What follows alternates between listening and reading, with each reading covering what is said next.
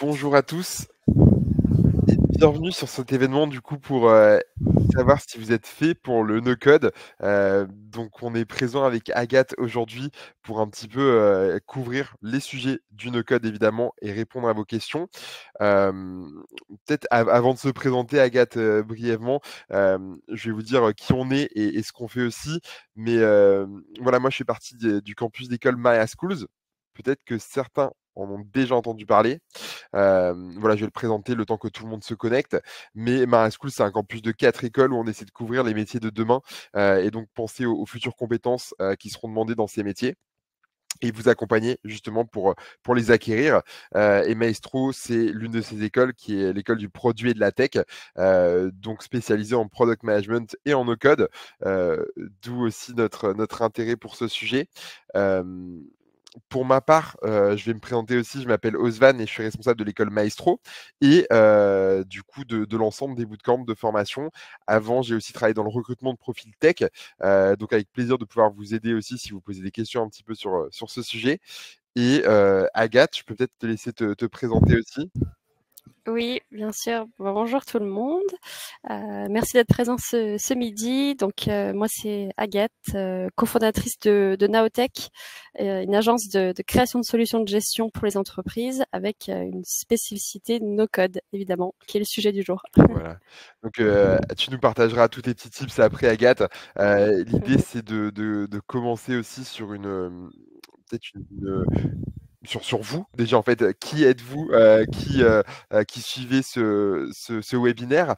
Donc si vous pouvez le mettre dans le chat, comme ça voilà, on pourra aussi orienter en fonction de vos profils, comment le no-code peut vous aider. Chef de projet CSM, sales, très bien, j'imagine plutôt dans la tech, chargé d'exploitation, top. Oui, en général, plutôt dans la chefferie de projet, dans la gestion de projet et dans le produit. Très bien, donc vous êtes, plutôt au bon endroit et j'imagine que vous vous posez pas mal de questions sur le no-code. Donc l'idée, c'est qu'on va faire un petit quiz aussi ici. Vous allez avoir des questions qui vont apparaître sur votre écran, et vous allez devoir y répondre. Et à chaque fois, on rebondira avec Agathe, pour essayer de vous expliquer un petit peu pourquoi c'est intéressant et comment ça s'articule au no-code. Donc si vous êtes prêts, nous aussi, on va pouvoir y aller. Ah non, pardon, j'ai oublié avant le quiz qu'on parte sur une définition. Donc qu'est-ce que c'est qu'un no-codeur déjà? Si tu veux peut-être commencer, Agathe, par ta vision. Oui, oui, avec plaisir. Le no-code, c'est un ensemble de technologies en fait qui sont destinées à des personnes qui n'ont pas de compétences en développement informatique. C'est un peu la promesse qu'on vous offre de pouvoir créer des applications web, des connexions entre outils, des applications mobiles, toutes sortes d'interfaces web sans coder directement. C'est un système de programmation visuelle qui est plus accessible, qui reste quand même assez technique, hein. Il faut quand même avoir une petite appétence pour l'informatique pour se lancer dans le no-code, mais c'est une approche quand même plus simple. Le temps d'apprentissage est quand même réduit et ça nous permet de créer des solutions flexibles qui vont coûter forcément un peu moins cher, avec des outils qui sont arrivés depuis une dizaine d'années, certains qui sont arrivés un peu plus récemment, d'autres sont quand même installés depuis un moment, mais des outils très innovants et qui s'intègrent en fait dans un écosystème d'autres outils sur le marché aujourd'hui. Donc voilà, si on peut résumer un petit peu le code, c'est ça aujourd'hui. Ouais.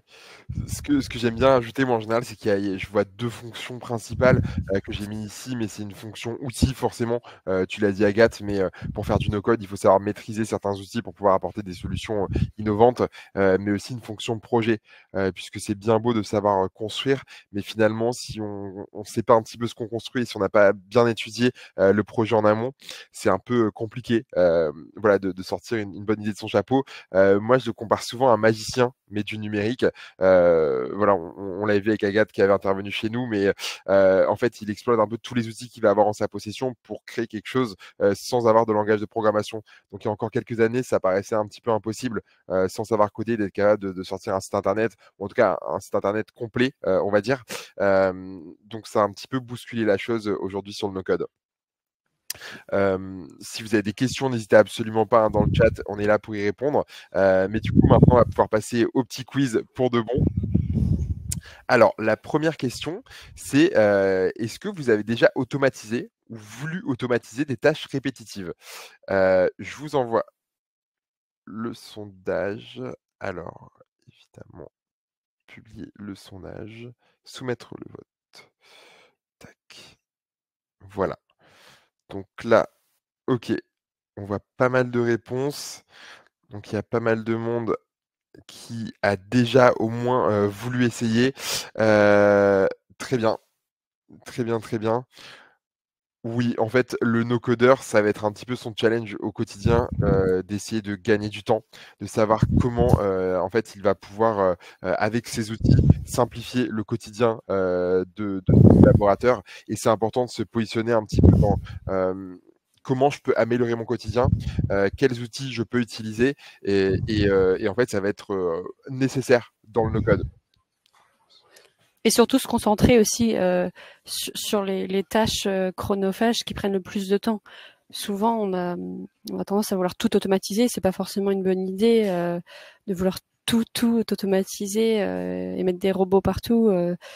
Il faut garder un peu d'humain aussi, mais il y a des tâches qui sont vraiment pas très pertinentes au quotidien et qu'on fait de façon répétitive. C'est ça qui est intéressant en fait, de venir mettre du no-code. C'est clair. Et le jeu que vous pouvez faire aussi dès à présent dans votre boulot, c'est de vous dire qu'est-ce qui me prend du temps, qu'est-ce que je fais tous les jours, et en fait, essayer de vous challenger, dire ok, bah, comment je peux essayer de trouver des solutions. Nous en interne chez Mara Schools par exemple, on avait les contrats en fait pour chaque apprenant, et finalement ça nous prenait quand même facilement 10-15 minutes par contrat pour le rééditer, mettre les bonnes informations, et on a notre chargé des opérations qui nous a créé en fait une automatisation sur Airtable qui nous a permis en fait de générer automatiquement des contrats avec 2-3 informations sur le nom de l'apprenant, son adresse et la formation auquel il ou elle va participer. Oui, ça c'est un très bon exemple. Et, Document. et ça, c'est vraiment redondant et ça n'a pas forcément de valeur ajoutée quand vous y prenez tout seul. Donc c'est chouette de pouvoir l'automatiser. On peut passer à la seconde question. Donc, est-ce que vous êtes aussi à l'aise avec l'idée d'expérimenter de nouveaux outils et technologies numériques? Donc, hop, je vais publier le sondage. Tac. Je vous laisse y répondre. Très bien. Je vois que des j'adore découvrir de nouvelles choses, donc c'est très bien. Hem, c'est ce que demande le no-code, en fait. Pour le coup, le no-code, il y a des outils qui arrivent régulièrement aussi et sur lesquels il faut se former en continu. C'est pas un savoir-faire qui est acquis, mais ça demande vraiment un travail quotidien, une curiosité, pour aller rechercher, ce qui pourra vous aider, et quels sont les nouveaux outils qui pourront peut-être répondre à vos nouvelles tâches et même les évolutions, les mises à jour des différents logiciels, permettent parfois de régler, certains inconforts que vous pourriez avoir. Donc si vous avez répondu oui, c'est plutôt, intéressant parce que, c'est une des qualités qui est demandée dans le no-code. Je sais pas si Agathe a quelque chose à ajouter ici? Non, non, je pense que tu as tout dit, hein. C'est un univers qui évolue beaucoup, donc forcément, il faut rester en éveil tout le temps. Et il faut voilà avoir cette envie de découvrir, de tester des choses en faisant attention à pas tout tester parce qu'au bout d'un moment on peut vite s'y perdre aussi. Il y a des outils qui sortent tous les jours et comme je disais au départ, il y a des outils qui sont là depuis un petit moment et qui ont fait leurs preuves, on va dire, mais on n'est pas à l'abri que demain il y a un outil qui vienne tout casser et il faut avoir cette veille constante et aimer faire cette veille récurrente. Ouais. C'est clair. Donc si vous avez mis non, ça va être un peu plus compliqué d'aller vers le no-code, si vous avez du mal avec les nouvelles technologies ou réticent à essayer une nouvelle chose, puisque c'est un métier qui challenge un peu au quotidien, et c'est aussi ce qui le rend quand même intéressant, quoi et un peu innovant, même complètement innovant. Sur, la prochaine question, est-ce que, voilà, ça peut être dans votre quotidien.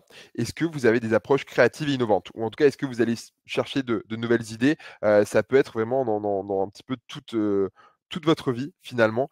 Donc je vous envoie le vote. C'est parti. Ouais. Ah, c'est intéressant. Là, on a à peu près, 50-50. Donc je suis constamment à la recherche de nouvelles idées, mais je trouve ça difficile, de les mettre en pratique. Hem, ouais, c'est vraiment 50-50. Très bien. Alors là, pour le coup, les 2 premières réponses aussi amènent vers le no-code, puisque dans le no-code, on essaie de trouver des solutions, comme on l'a dit tout à l'heure avec Agathe, mais à des problématiques que vous pourriez avoir dans votre quotidien. Donc, c'est, pour ceux qui ont répondu la réponse A un peu: «Je suis constamment à la recherche de nouvelles idées», vous avez déjà les bons réflexes, donc d'aller chercher les informations, d'aller peut-être vous inscrire à des newsletters, des podcasts, d'écouter aussi, de suivre, certains acteurs du no-code. Je trouve ça difficile de le mettre en pratique. C'est un peu quand on arrive sur le no-code, je pense que c'est peut-être ce que tu as ressenti Agathe, ou en tout cas toi tu y allais doucement finalement vers le no-code, mais Mmh. si on n'a pas d'apprentissage d'un outil, c'est un peu compliqué de s'y mettre seul. Il faut avoir des cas d'usage, je pense aussi pour se lancer. Et comme tu dis, pas hésiter à s'inscrire sur des communautés, suivre des vidéos en ligne, écouter même des podcasts. Hein. Il y a des podcasts sur le no-code aujourd'hui qui existent. Échanger même avec des no-codeurs pour avoir tous ces retours et se lancer plus facilement. Mais c'est vrai que quand on a le cas concret, que ce soit d'un point de vue personnel ou pour un premier client, par exemple, bah c'est sûr que c'est plus facile d'y aller.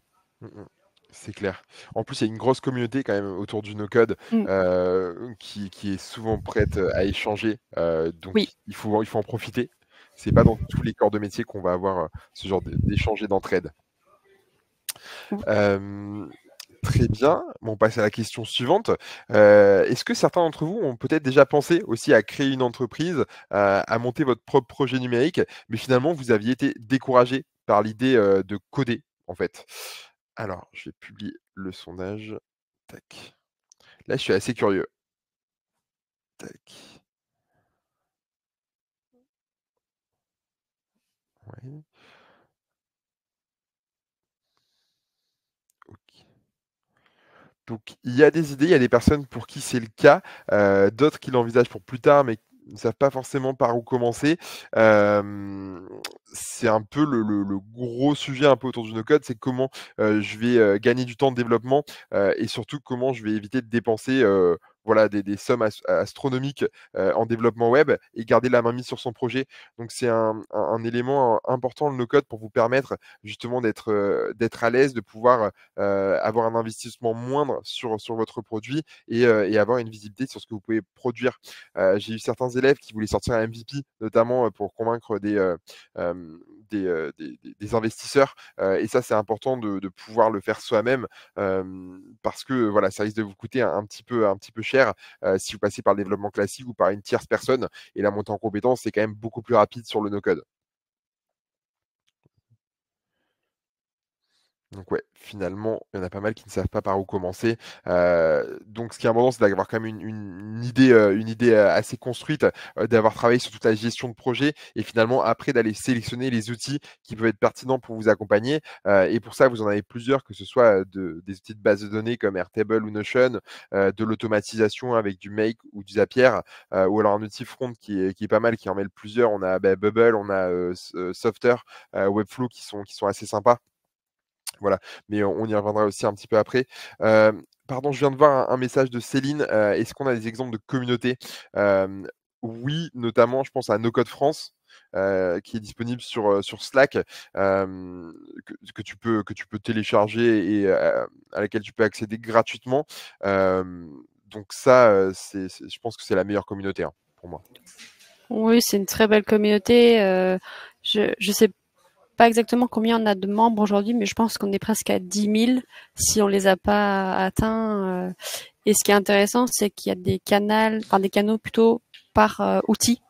Donc, si vous avez une spécialité, vous pouvez rejoindre un des canaux sur le Slack et pouvoir échanger vraiment sur cet outil avec des experts ou des personnes qui sont curieuses aussi de cet outil-là. Et c'est ça qui est intéressant. Il y a aussi des offres d'emploi dans le code ou des personnes qui proposent leurs services ou qui ont des idées justement et qui ont besoin d'être conseillées sur la stack d'outils. Enfin, c'est assez divers comme Slack et très très intéressant. Et les gens sont vraiment très actifs et ont cette volonté d'aider les autres. Et c'est comme tu disais, c'est assez rare pour une communauté d'être aussi active et c'est très chouette. C'est clair. Et Dan, pardon, me demande ce qu'on propose sur le no-code. Alors Dan, ce sera dans la deuxième partie. N'hésite pas, on va y arriver très rapidement. Et en plus, pour ceux qui restent à la fin, il y aura une petite surprise. Donc n'hésitez pas. Il y a quand même une grosse base de qualité à avoir autour du no-code. Donc je serais assez curieux de savoir qui se reconnaît un petit peu dans les qualités qui sont énoncées ci-dessous. Donc je vous le partage. Hop, tac.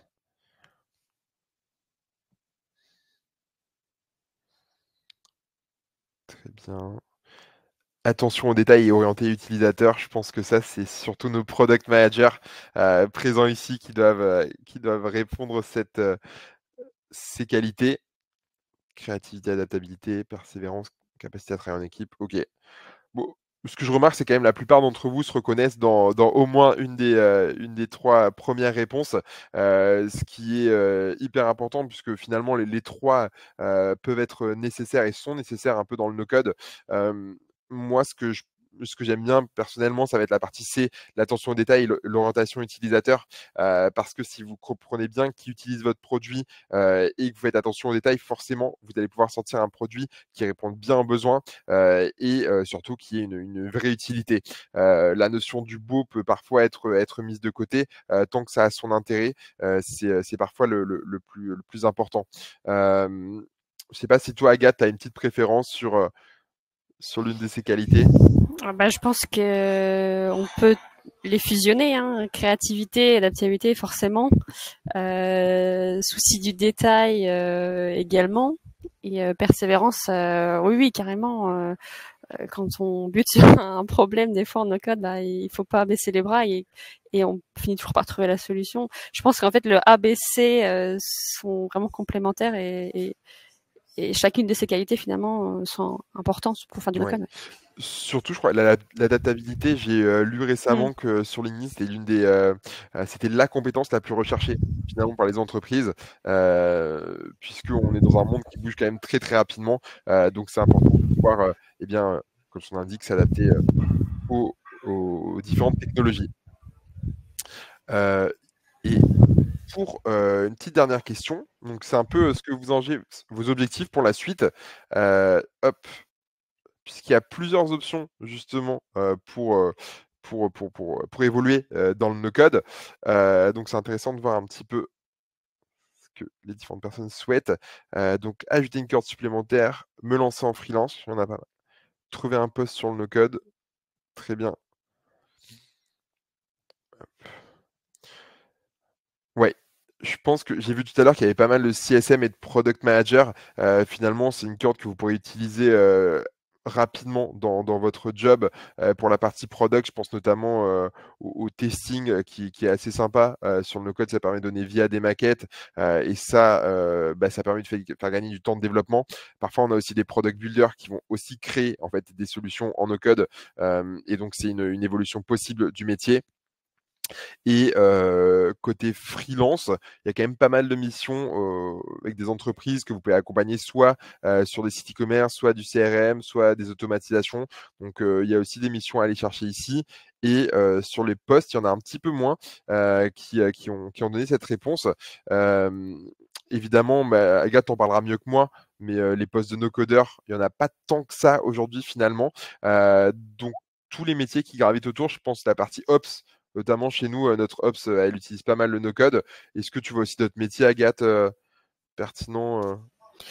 Ça dépend en fait si on s'occupe vraiment de la partie ops, comme tu dis, automatiser les tâches de l'entreprise, ou travailler plutôt sur des interfaces pour les clients ou pour les équipes. Mais comme ça reste finalement assez nouveau, hein, bon, ça fait quand même 3-4 ans que le no-code a vraiment connu un succès en France, mais des postes en CDI no-code, ça arrive de plus en plus, hein, mais c'est quand même assez rare. Je dirais aujourd'hui, pas mal d'alternance. Mmh.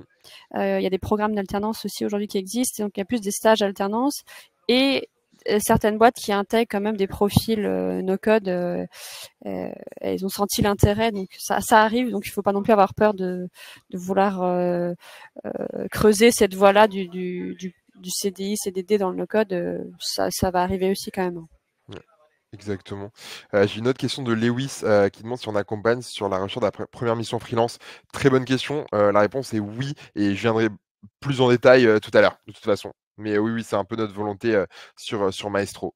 Hem, Peut-être pour la suite du coup, maintenant que on a répondu à toutes les questions un petit peu autour du no-code, sachant que si vous avez répondu oui sur la plupart des questions ou parmi A et B, c'est que vous êtes plutôt fait pour aller vers le no-code ou en tout cas vous avez des bons réflexes, et des bons soft skills. Mais qui de mieux qu'Agathe pour en parler, qui est aussi passée par là.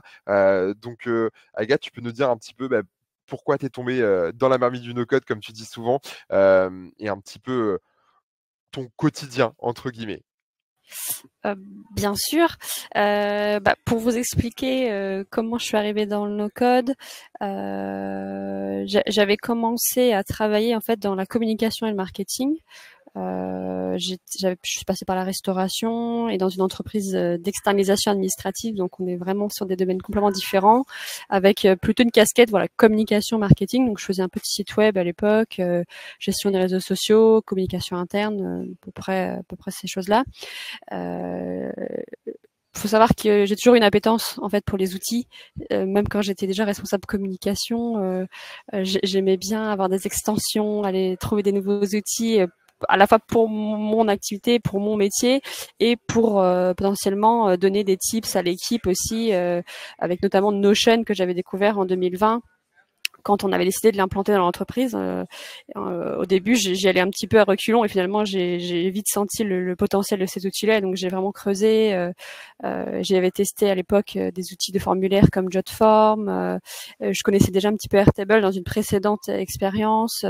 Et j'hésitais pas à aller m'inscrire à des newsletters, aller voir sur des forums ce qui se faisait comme outil. Et disons que j'ai vraiment mis la main à la pâte, on va dire en 2020 quand il y a eu le Covid, où comme beaucoup de monde, malheureusement, je me suis retrouvée au chômage partiel et donc j'ai eu du temps en fait pour explorer des outils, tester des solutions. J'avais regardé un petit peu Bubble, Softer, tout ce qui était outils de formulaire connectés. Et en sortant la période Covid, j'avais demandé à mon patron de l'époque de me faire un bootcamp sur Bubble, donc qui est souvent un des outils phares dans le no-code sur lequel on commence en général, qui est un outil assez complet qui fusionne en fait base de données, interface front et qui vous promet en fait de pouvoir réaliser un petit peu tout ce que vous voulez sans coder. Ce qui est assez fort comme message finalement. Et moi, comme j'avais finalement cette barrière technique, je me suis dit peut-être que Bubble ça peut être intéressant et que je pourrais peut-être proposer des solutions pour l'équipe en interne et faire des petites applis métiers. Donc j'ai fait ce bootcamp et en fait, ça a été une vraie révélation. Je me suis dit, mais en fait, c'est génial le no-code. Toutes les barrières techniques que j'avais, elles ont sauté. Et donc, j'avais commencé à créer des petites applis en interne, tout en regardant aussi de Airtable, les formulaires, les outils comme Softer qui m'intéressaient un petit peu aussi. Notion, évidemment, sur lequel j'étais déjà formée du coup. Et du coup, mon patron de l'époque, qui s'appelle Olivier, euh, il voyait que je m'intéressais un petit peu à cet écosystème-là et finalement je dérivais un petit peu de la communication pour rentrer dans ces outils no-code. Et lui, donc, il avait compris le potentiel aussi de ces outils-là et il voyait chez ses clients des problématiques au quotidien. Et il s'est dit, mais en fait, on a ces outils-là, moi j'ai les problématiques, pourquoi on proposerait pas, dans un premier temps, à mes clients qui ont des problématiques, de pouvoir leur apporter des solutions avec des outils du coup 100% no code. Et c'est comme ça en fait qu'on a créé Naotech en fait, parce qu'on avait déjà les problématiques le jour 1 et j'ai de la chance finalement d'avoir eu mes clients dès le départ. Et c'est comme ça qu'on s'est lancé. Et Nicolas, mon associé aujourd'hui, nous a rejoint à l'époque. Il était freelance en fait no code à l'époque sur la stack Integromat à l'époque qui est devenu Make depuis, et sur les bases de données Airtable. Il avait un profil très expert base de données qui était super intéressant aussi, qui pouvait venir compléter moi mon profil plutôt interface finalement avec Bubble, Softer. On se complétait bien en fait dans nos compétences no code. Et donc il nous a rejoint et on a un quatrième associé aussi qui nous a rejoint qui s'appelle Anthony, qui lui dirige un cabinet de gestion financière, donc qui a potentiellement aussi des problématiques chez ses clients et finalement toutes nos compétences communes pouvaient vraiment fusionner et nous permettaient de construire une offre d'accompagnement solution de gestion du coup sur mesure avec du coup cette offre 100% no code. Donc c'est comme ça que je suis tombée dans le no code. En fait, il y a des rencontres aussi, de l'auto-formation et des discussions et l'exploration de problématiques finalement chez des clients. C'est comme ça qu'on a créé en fait Naotech et qu'on s'est jamais arrêté finalement. Trop bien. Et tu aurais peut-être une ou deux problématiques que tu rencontres assez régulièrement avec tes clients que tu pourrais nous partager? Comment tu Alors, fais? une des problématiques, en fait, nous, on est spécialisé en fait outils de gestion. Donc, on crée pas de site web en no-code sur Webflow, par exemple, c'est pas du tout notre cœur de métier. Nous, on touche aux activités de gestion administrative, RH, financière, commerciale. Et donc l'idée, c'est de venir remplacer peut-être des outils qui sont mal utilisés. Par exemple, un CRM, la gestion de contact projet qui va être faite avec Excel, Google Drive, donc un ensemble de briques un petit peu décousues et qui finalement ne matchent pas forcément avec le besoin des équipes au quotidien. Donc on travaille beaucoup sur la construction d'outils de projet, de CRM, gestion de contact. Et donc forcément, là, on va beaucoup mettre Airtable, qui est un formidable outil de base de données pour faire ça, avec de l'automatisation de rappels, d'envoi d'emails. On fait beaucoup aussi de création de documents, contrats, devis, on en a parlé tout à l'heure, qu'on vient même connecter avec des outils comme Pennylane pour la gestion comptable.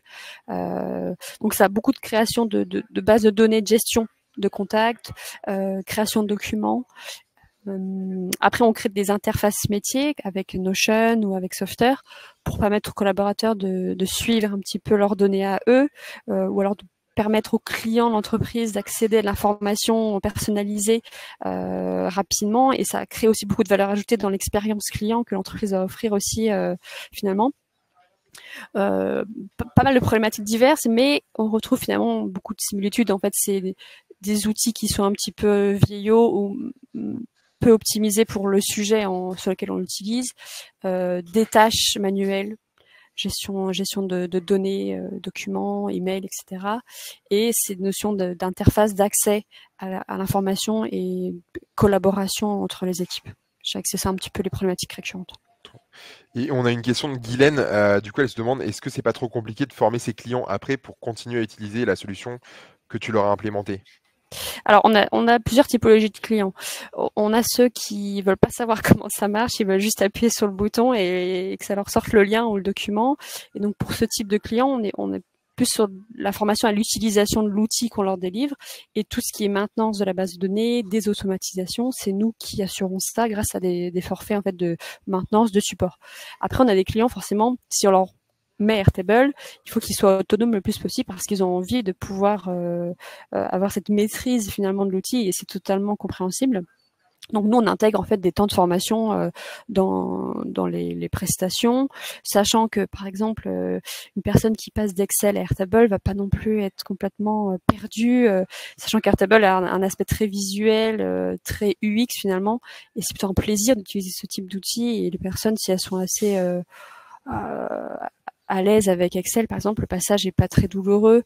La formation en général se passe bien. Après, certaines personnes, on va les former, mais on a quand même ce support aussi pour les accompagner si jamais ils sont bloqués, pour renforcer les compétences et aller un petit peu plus loin. On n'a jamais eu vraiment de souci de clients qui avaient vraiment du mal à utiliser son outil, si c'est la question de Guylaine. Ouais, très bien. Alors, on a une autre question, on revient dessus après, je me permets d'avancer un petit peu parce que le temps file. On avait déjà répondu aux parties compétences et soft skills juste avant finalement. Marion, on reviendra sur ta question à la fin. Donc là, hop, c'est plus aussi sur les programmes de formation. Peut-être que certains d'entre vous connaissent Maestro, mais ça fait maintenant 4 ans qu'on existe sur des fonctions plutôt product à la base. Et après, on s'est demandé un petit peu quelle était la compétence nécessaire dans le monde de la tech qui pouvait aussi aider nos apprenants. En fait, le no-code s'est avéré comme une solution plutôt très pertinente. Et donc, on a lancé ce nouveau programme no-code pour certaines typologies de profils.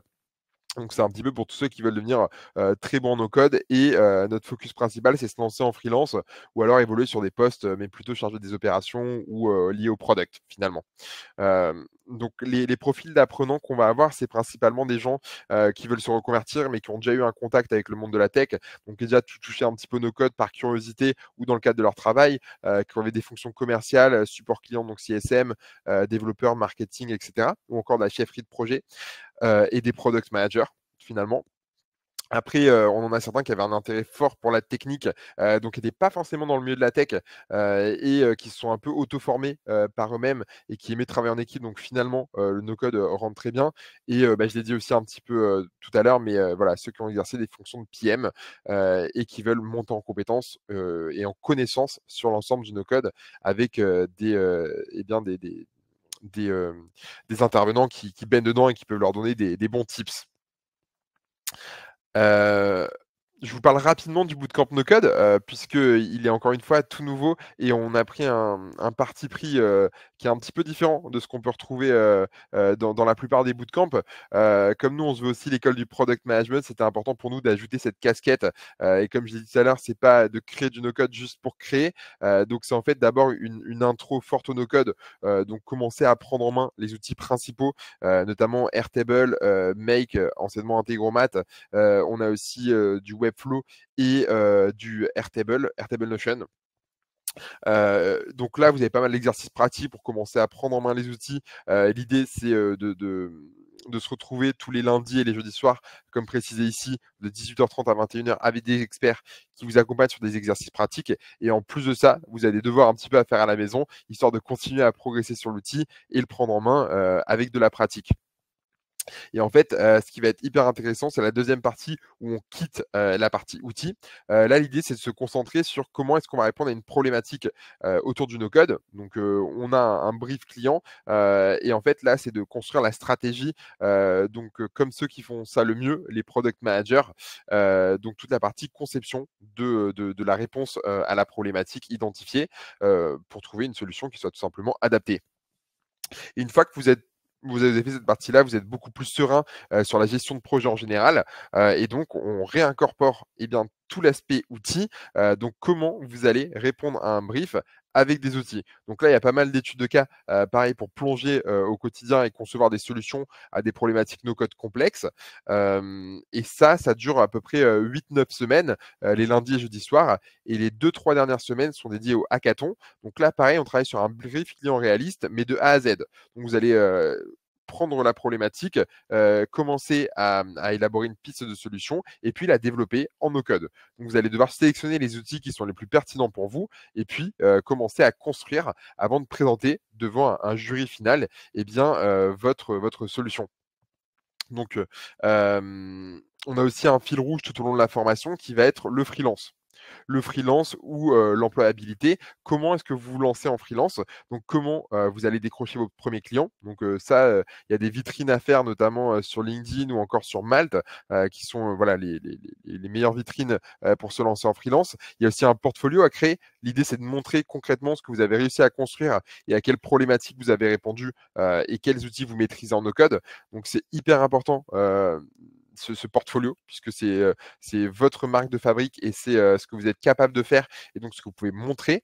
Il y a aussi la partie, un peu administrative. Donc quand je me lance en freelance, on se lance un peu pas on se pose pas mal de questions sur, par quoi je commence, comment, je vais même faire mes contrats, comment je vais, développer comment je vais développer des relations, comment je vais pitcher, comment je vais négocier. Donc toutes ces choses-là, elles sont vues aussi pendant la formation pour que vous soyez, eh bien, prêts, à décrocher vos premiers contrats et on a aussi embauché, Sephora là en janvier, qui accompagne nos élèves post-formation pour toute la partie insertion professionnelle.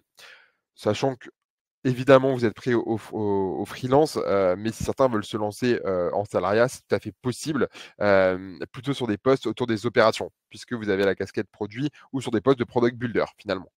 Ça peut être, intéressant. Donc peut-être en termes de plus, pratico-pratique, c'est les lundis et jeudis soirs, comme je vous l'ai dit, pendant 12 semaines. Donc lundi et jeudi et on vous donne, 4 à 5 heures de travaux personnels en plus chaque semaine et l'idée, c'est de prendre en main 6 outils principaux. Donc, Airtable, Notion, on a Make, Webflow, Softer, et on voit un petit peu de Zapier. Mais, voilà, il y en a 4 surtout que vous allez beaucoup voir: Airtable, Notion, Make et Webflow. Et c'est beaucoup de pratique. L'idée, c'est que vous preniez rapidement en main tous ces outils et il n'y a rien de mieux qu'en faisant, tout simplement. Voilà, j'ai été assez rapide, sur la présentation puisqu'on avait pris un peu de retard, mais je vous enverrai un petit mail récapitulatif.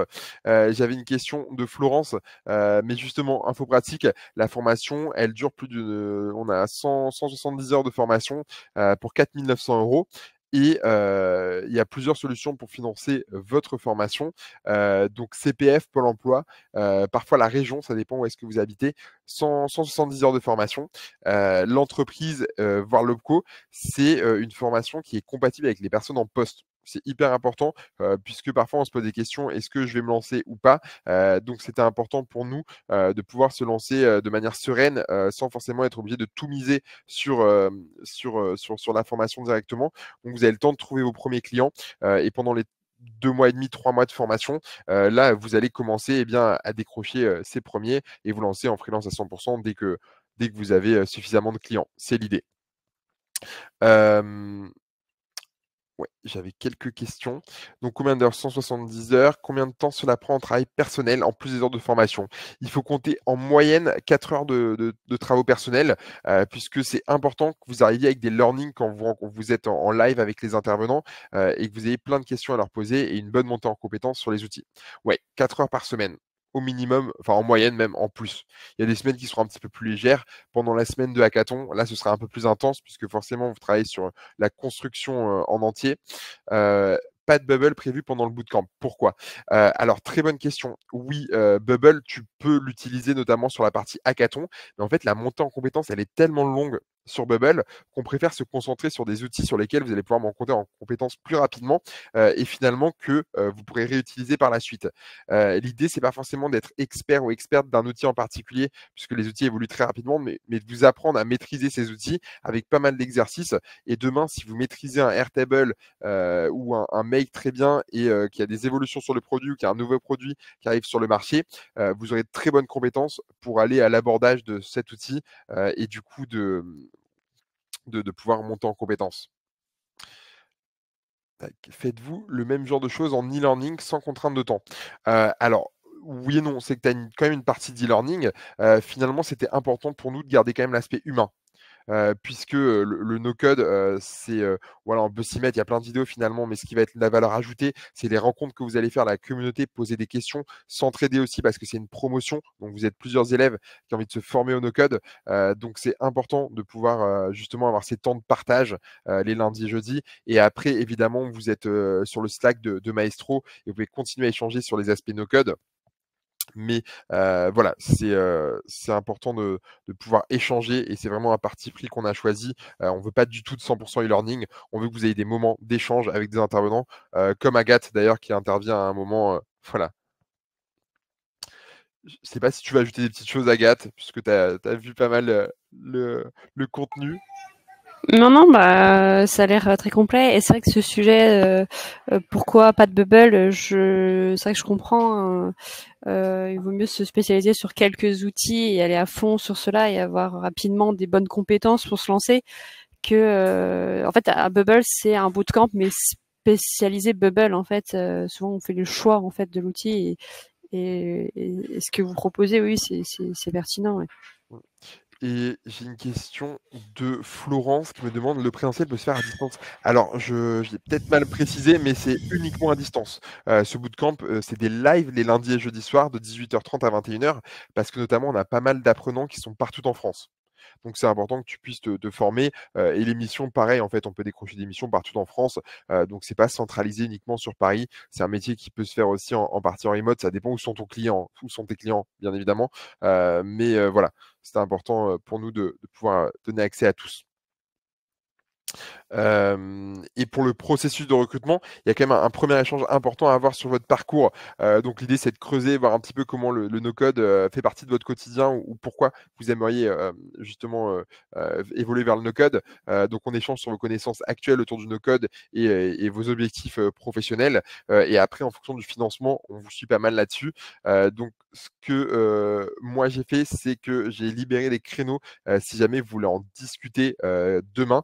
Donc je vous envoie là dans le chat mon lien de prise de rendez-vous. N'hésitez pas à en profiter. Alors moi, je m'appelle pas Oriane, mais Osvan. Oriane, c'est l'une de mes collaboratrices pour info.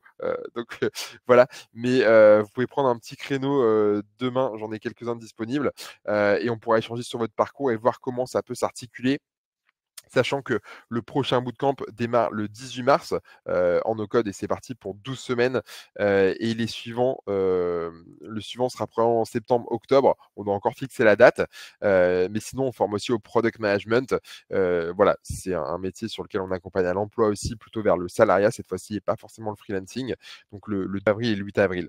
Donc pareil, si vous voulez en discuter, n'hésitez pas. Et vous avez mon email juste ici. Je vous enverrai un mail récap dans tous les cas. Donc, pareil, vous aurez toutes les informations. Et si jamais vous avez aimé ce webinaire ou vous voulez avoir plus d'infos sur la tech en général, n'hésitez pas à nous suivre sur Meetup, sur LinkedIn, sur Gen Maestro. Agathe sur LinkedIn aussi, elle publie pas mal de contenu assez intéressant et elle intervient beaucoup dans le no-code. Et voilà, donc on a fait le tour de toutes les slides qu'on avait. Est-ce que certains ont peut-être des questions ou des choses qu'on n'a pas vues? Moi, en attendant, je vais vous mettre un petit sondage, un dernier sondage, notamment sur ce que vous avez envie de faire sur le no-code et si vous avez envie de vous former. Donc, n'hésitez pas, on pourra en discuter ensemble. Et voilà, c'est vraiment des questions. On a un petit peu dépassé, je suis désolé. 12 heures, 12 minutes, pardon, 13h12. Je crois. On avait une petite question tout à l'heure. Ah, je crois. Marion, comment avez-vous réussi à créer vos premiers outils via Bubble tout en respectant les données internes de votre ancienne entreprise? Avez-vous commencé de votre côté puis montré à votre ancien employeur? J'ai pas tout compris ici, Marion. Je sais pas si Agathe t'a compris. Oui, je pense que j'ai compris. En fait, quand je m'étais formée sur Bubble, j'avais commencé à travailler sur une petite application de gestion des salles de réunion et des présences au bureau. Donc là, il n'y avait pas forcément besoin d'aller chercher de la donnée ou de switcher d'un outil, parce qu'en fait, ils n'avaient pas d'outil pour faire ça à la base. Donc c'est moi qui avais construit l'outil d'A à Z. Et après, j'avais montré du coup à mon employeur ce qu'on pouvait faire en no-code, et ça lui avait beaucoup plu. Et cet outil, il l'utilise toujours aujourd'hui et on l'a enrichi. Il est toujours sur Bubble. On l'a enrichi avec la gestion des saisies des temps, avec toute l'analyse derrière pour les managers. Mais c'était plus une démonstration en fait que je lui ai fait pour lui montrer aussi que mon bootcamp avait servi à quelque chose finalement. Et après, comme il a vu ce qu'on pouvait faire en no-code, c'est ça après qui aussi forcément qui l'a incité à se lancer aussi dans l'aventure Neotech derrière. Je sais pas si ça répond à la question, mais en tout cas, Ouais. c'est un peu comme ça que j'avais fait à l'époque. Apparemment, oui. Dan, alors, qui me demande quel est le prix de la formation. La formation, elle est à 4 900 €. Et il y a plusieurs moyens de financement. Ça peut être soit le CPF, soit CPF et Pôle emploi, soit parfois la région. Ça dépend dans quelle région tu vis aujourd'hui. Si tu es en poste, l'entreprise.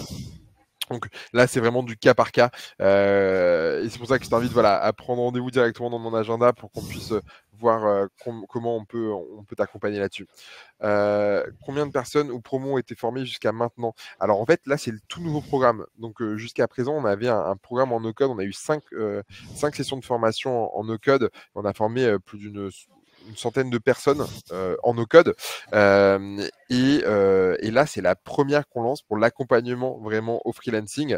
C'est notre focus principal. C'est pour ça qu'on a embauché notamment Sephora sur l'aspect carrière. Donc là, voilà, ce sera une toute nouvelle promo avec des intervenants super.